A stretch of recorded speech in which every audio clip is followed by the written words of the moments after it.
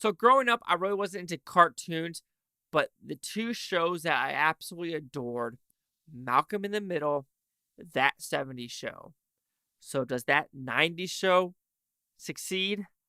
We're about to find out.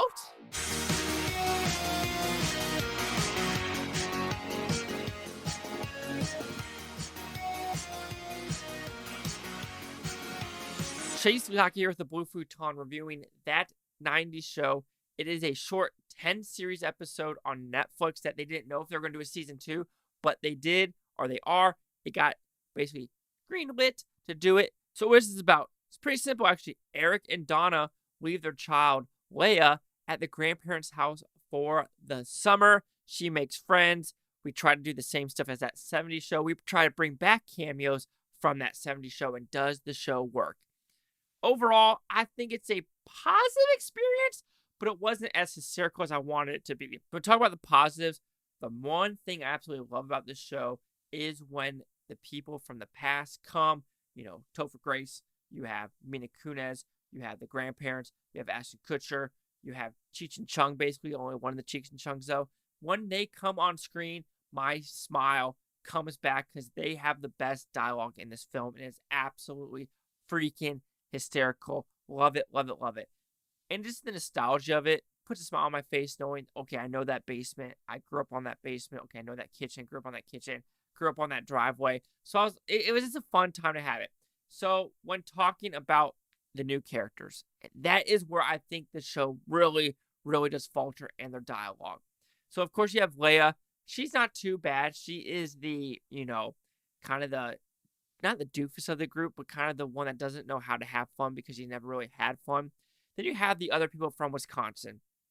I truly think the gay Asian kid has some of the worst dialogue in this show. Like, I don't know if it's forced, but my God, half the stuff he says, I'm like, how is this funny? Like, none of this is funny. And they do this weird, callbacks onto it, like Beverly Hills 90210, or they do this stuff with, weird Donkey Kong CGI and stuff like that. And every time they do that, this Mari show, they try to be funny, and it just isn't as funny as I think they think it is. Also, when they do those weed scenes, it doesn't have the same factor. They do not have the same style of funness, or just the chemistry is just not there. Because every time the old that 70s shows did it, it just felt more fluid.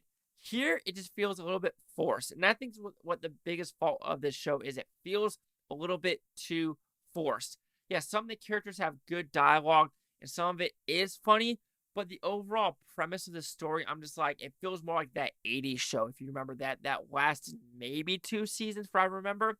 But I am glad this is getting a second season, so maybe they could bring more people back and expand some of the stuff and make it a little bit longer than 10 episodes. But I would call that 90s show barely a win, but I can't deny, every time the old cast members came back, I truly, truly enjoyed myself. So that 90s show will receive a 3 out of 5 with Futons, equals at 60%. So let's see the critics' news scores gave this one. So you have critics a 76%, audience score a 73%. There is 49 critics, 861 audience critic consensus. A solidly serviceable sequel series. That 90s show may take a little time to find its rhythm, but it still delivers respectable number of warmly nostalgic laughs. Absolutely. Like I said, I'll say it again. Every time the old cast comes back, it's a thumbs up. Every time that new cast comes back, it's more mid to lower grade. 60, 73, 76. Chase out with the Blue Futon. Like, comment, subscribe. One more thing is Futon Tope. You Blue Futon. Say what's about freaking fantastic week, night, month, year. I love every single freaking one of you. Oh, yeah. And that new theme song,